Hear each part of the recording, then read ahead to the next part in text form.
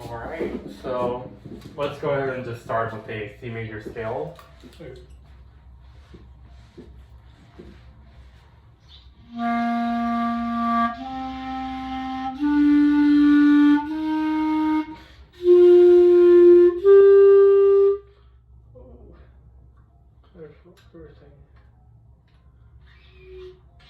Register key, there we go.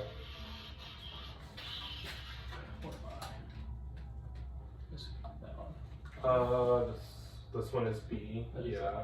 And then with this thumb right over here, yeah.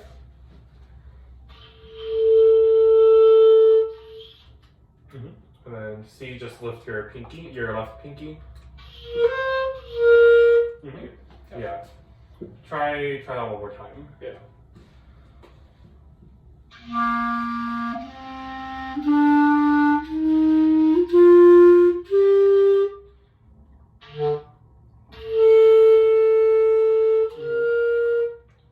How's the reed feeling? Can I check it out? It is tight for me. Tight. Yeah. I mean, it was decently easy whenever I was actually playing there. Yeah. But I have been on double reeds and flute. How many cycles ago was clarinet? Or I guess it was my second cycle. It was your second cycle? So I've done flute and double reeds. Gotcha. It's been a hot second. Yeah. Try this one more time.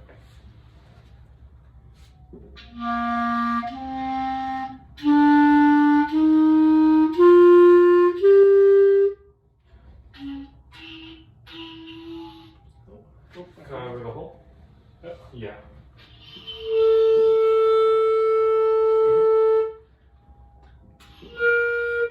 Yeah. Does it feel a little better? Yeah. Yeah. Gotcha. Just trying to get some of that back to it. Yeah. Try just C to G.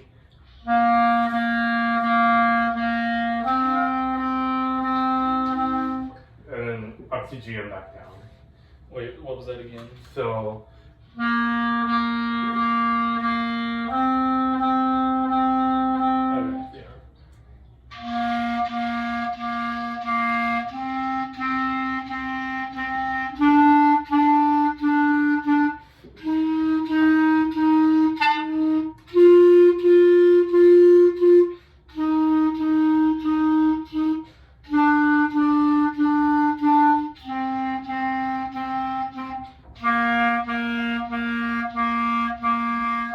do you have a camera on this?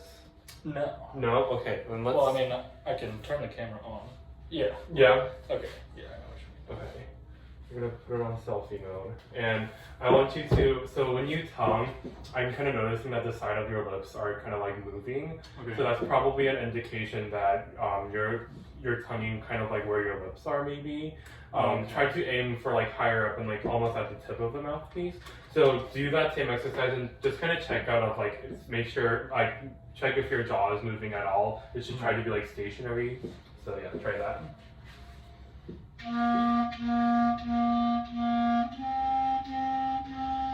There we go.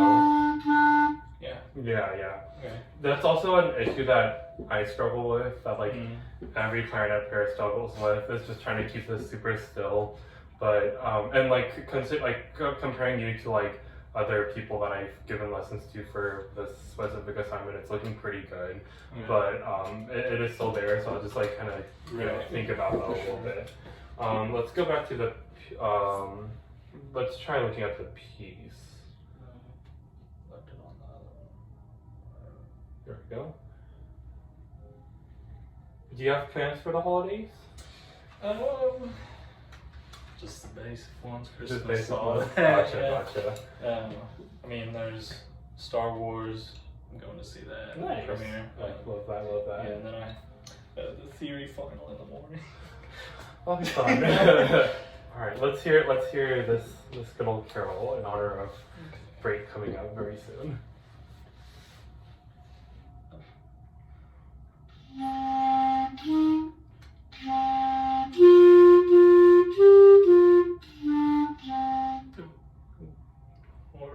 You're okay. No. I want. this Check thing the up. time. Okay. I want the other one up. I forget how I'm supposed to do that.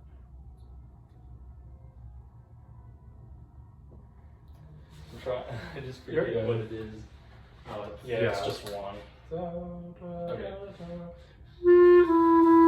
So it's just your index finger. Yeah. Yeah. Index? Because it's F sharp. F sharp. Yeah. I didn't, Yeah. Gotcha. You got it.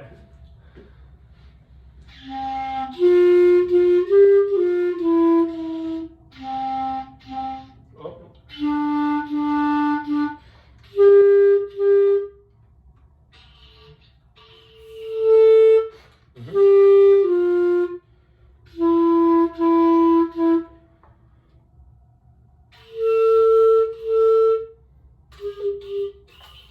You're good.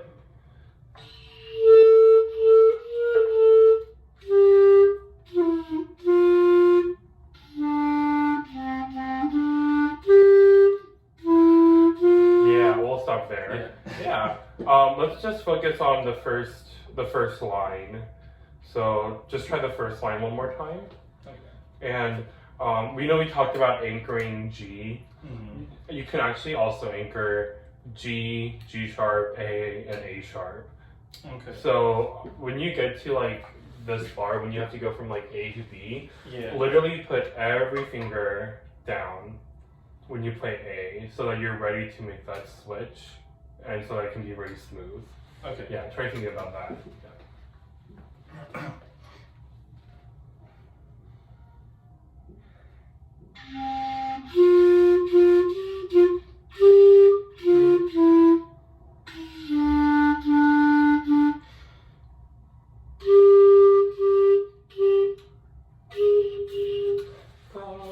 Think of the index, yeah. Gosh dang it. You're good.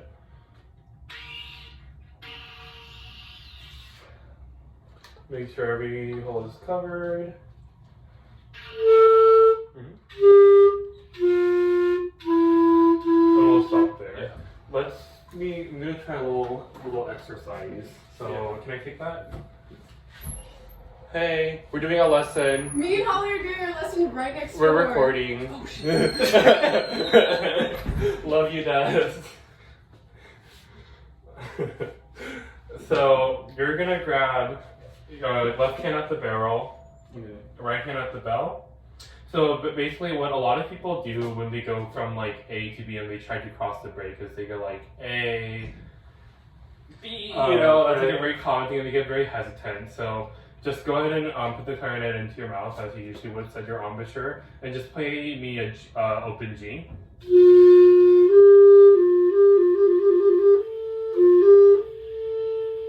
Keep blowing more air through that. Yeah.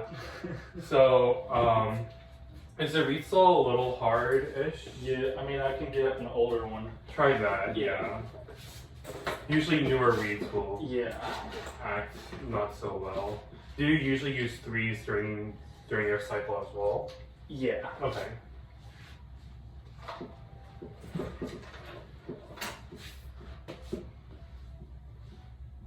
Okay, I'll take that. And we talked about in woodwind tag, if it's too hard, go ahead and like try to set it just a little lower. Right. Yeah, on the mouthpiece. And there's another little good single reed trick that I can show you. But before that, let's go ahead and try the same exercise.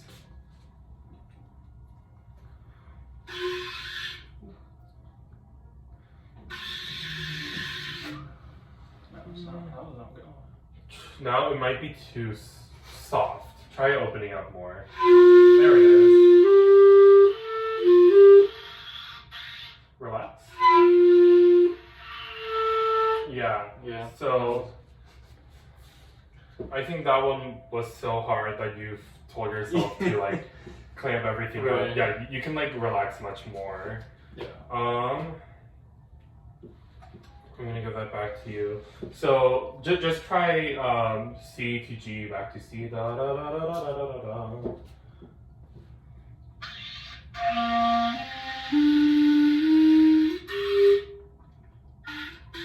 What is that? Let me try something. Okay, try that again.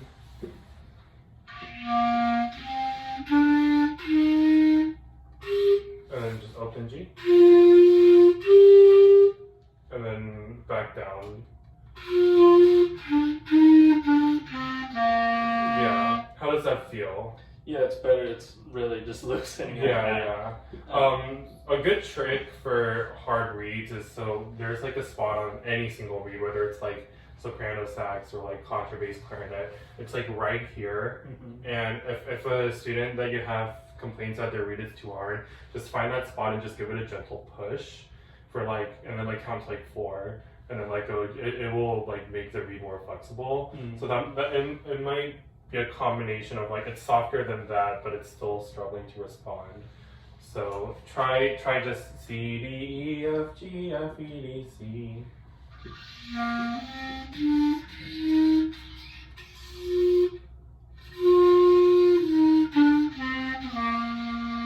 Let's try switching back to that reed and see how this one's gonna respond.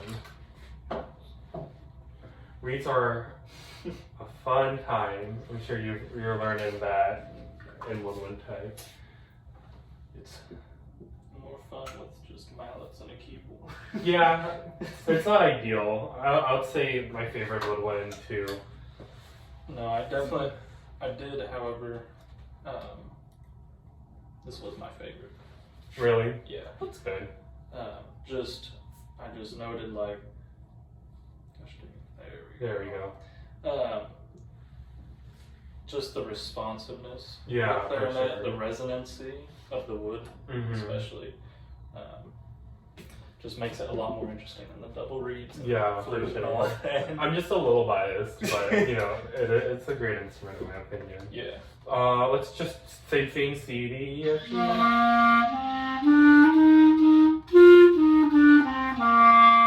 Okay, maybe that one was just dead, so we won't worry about that one.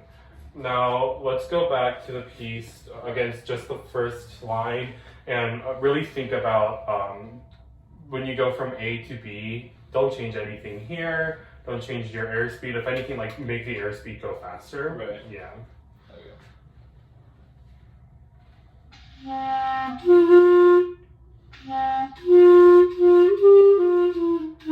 Oh, sure.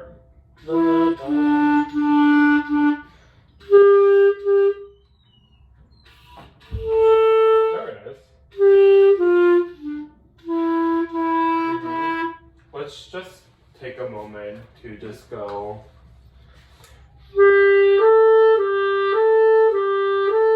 Just a few times. So, really have like everything down except the index and the thumb. And that's how you'll play your A. So when you switch, you can just trigger these two keys and move this one down.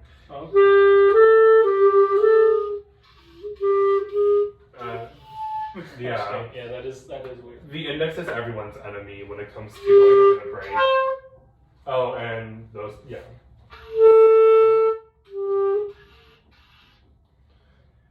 Try that again. Yeah. Losing it right there. Try that. There we go. Yeah. I'm gonna set this at the All-American 120 BPM. Why is it flashing? I've never seen it flash like that.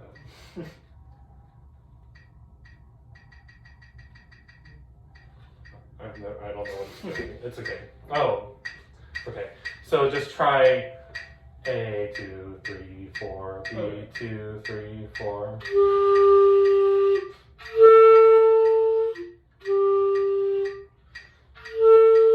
Now, A lot of trouble. For some reason, this just wants to wobble on me. in terms of Like whenever I hit the B, it's like it just try to engage it more. It's because B is a more resonant note. It does cause it does require more vibrations here, which could cause more vibrations here. But you just need to like really engage all of this, and like it's also something that like as time goes on, as you spend more time on this instrument, it's something that you learn how to control. I know like everyone Right. first time on clarinet says that like this area tickles a bit, you know? Right. And it's just something that like as these muscles grow, we can like combat that. So I wouldn't worry too much about that. Just like again, try to engage this as much as you can and keep the air going. Let's try that again. This time, try not to breathe in between the A and the B.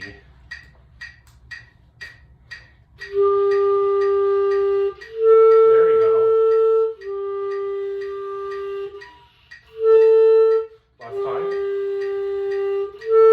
Yeah. Now let's go back to the piece and try the first line.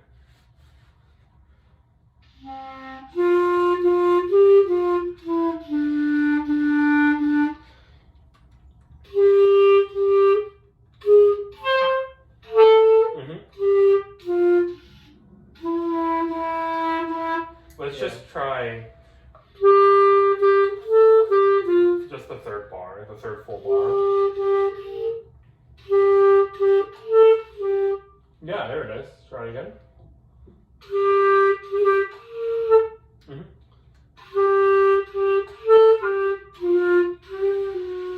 Yeah, you got it. You're so close.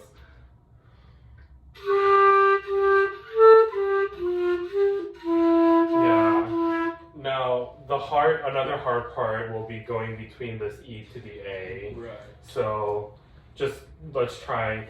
And when you get to the A, try to think about having all of those fingers down. Right. Yeah, that transition will be a little awkward.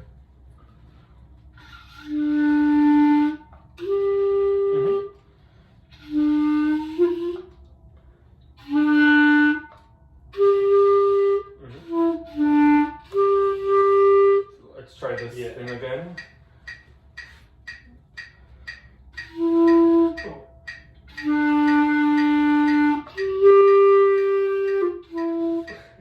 Think about that thumb. The thumb is being a little lazy right now. Yeah.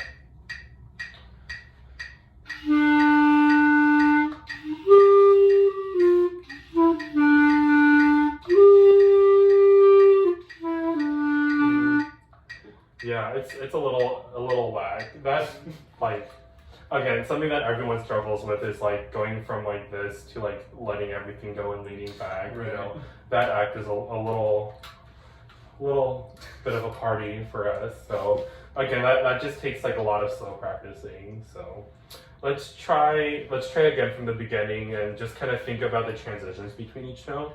And this time, let's try going on. Yeah.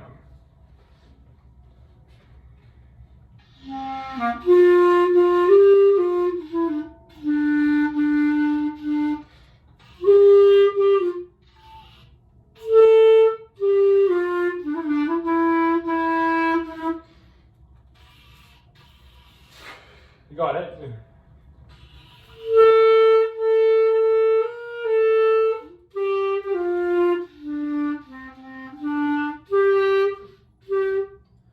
Yeah, let's stop there for now. So when that B didn't speak out, like what did you change to make it speak?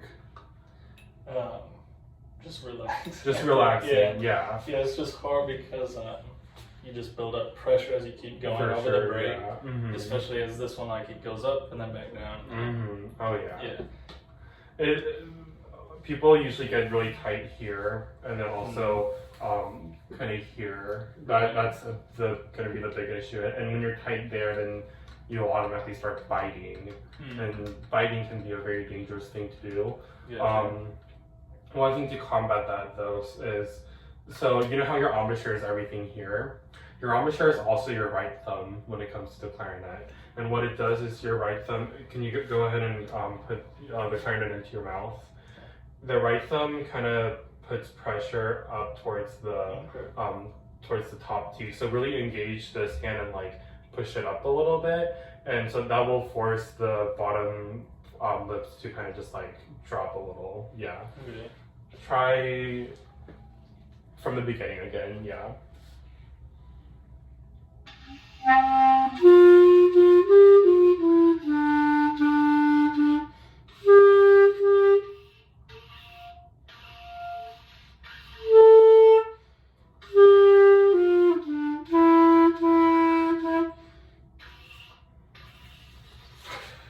Go ahead. Cover everything.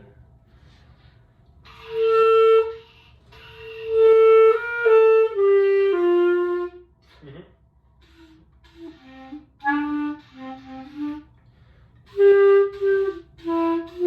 Yeah. Another thing you might try is while you engage that right hand, stick the clarinet a little further out, almost like oboe. I hesitate to say this because when you tell your student to do that, what ends up happening is that the tone gets very spread.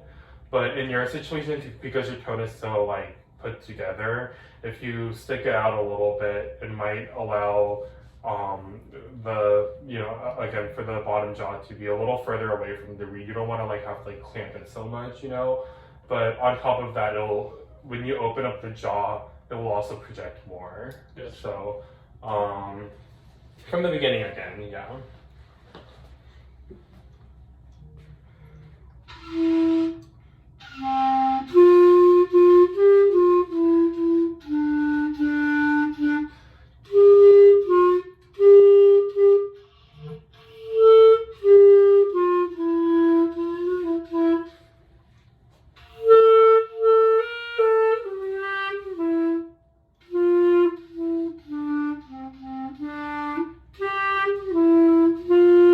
I am seeing a lot of tension right here. I do see like your veins starting to like pop out almost, 21 minutes. Okay. Do you remember where that one spot was on that? Yeah, right there. Just like push it in just for like 4 seconds and then release it. And try that whole portion one more time.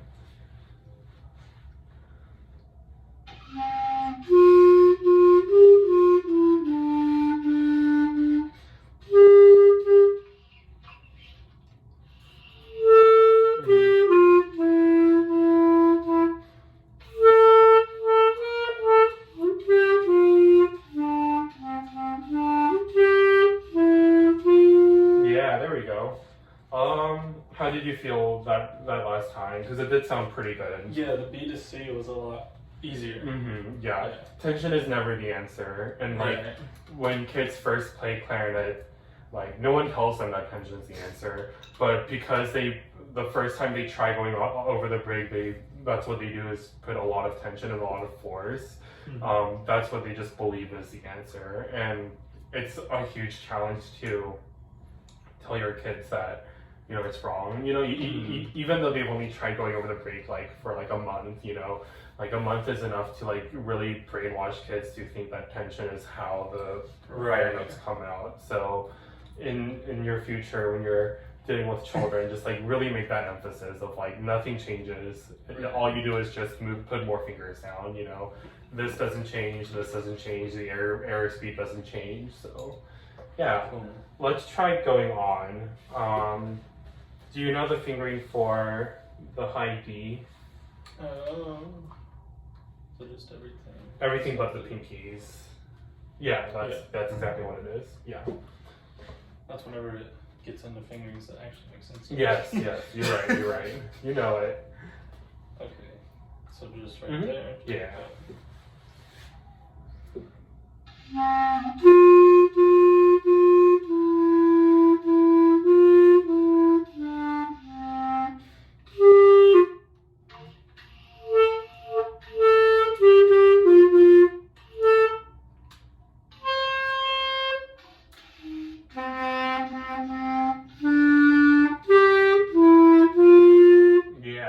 How did you feel about that last bit?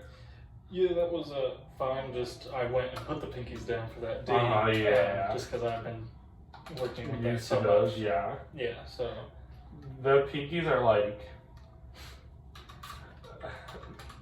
they're just so hard to deal with, especially like having there's 3 on the left, 4 on the right. Like it can get very confusing. But then when they tell you to not use any pinkies, then you're like, wait, hold up, Yeah. So yeah, just the awareness of it. Again, that just takes like a lot of sitting down and just like thinking through it and just practicing on your own. So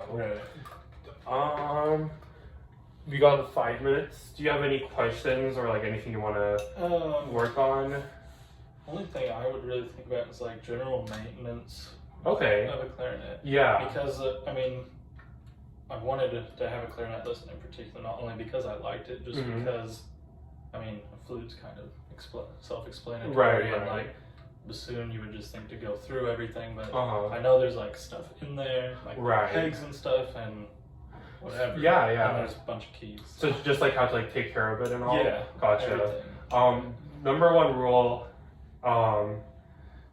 He might disagree with me because a lot of people do, but you never swap the mouthpiece, and it's because professional mouthpieces are made out of hard rubber. They're not actually made out of like wood or plastic or like that. So if you swab it, it starts to change shape inside. So I think he's mentioned his own method of washing it, but what I like to do is like take what are those called? They're like a Q-tip. Take a Q-tip, dip it in lemon juice, and then just wipe around it, and then wipe inside of it. You know, be very gentle with it. And with Q-tips, also like you want to kind of like take a Q-tip and just go inside every single hole every now and then. Right. Other than that, like always swap the instrument. I would say like twice. There's a whole debate of like which direction one should swab it. I've heard people say you should swab it this way, and then I've heard people say it doesn't matter. So I would say go this way, because there hasn't been an argument saying this way that I've heard of yet. Right. So it's also because of like the way that the instrument is shaped, it kind of goes like yay direction, you know? Right. So start with like the bigger side and then swab this way. And also like this area will get very, very sweaty, like anything in between each joint. So just like take your swab and just like wipe around that area. Right. Yeah. Other than that, there's nothing much to it. I also would say when it gets cold and humid, sticking orange peels into your case will kind of balance the humidity and it'll make it smell good. So yeah. So they put too much cork grease. What do you do on like the cork? On the cork, if there's too much, that's kind of like, it's like when you cut hair and you cut too much hair, like you're kind of done. You just gotta wait for it to like grow back. So you can either wait for the cork grease to wear off, or you can just get a new cork on it. Okay. But once you do put too much cork, there's no like going back per se. Right. Yeah. So I always say like take your cork grease, just put one finger through it, and then do all this stuff. And the newer the cork grease, you'll have to like cork the newer greases like every day. Mm-hmm. Newer corks, what am I saying? You'll have to grease the newer corks every day. But after like 3 weeks of doing that, then I would stick to like when you really need it. Gotcha. Yeah. As far as how students progress, when do you look at moving on like to a new barrel or mouthpiece or anything like that? I would say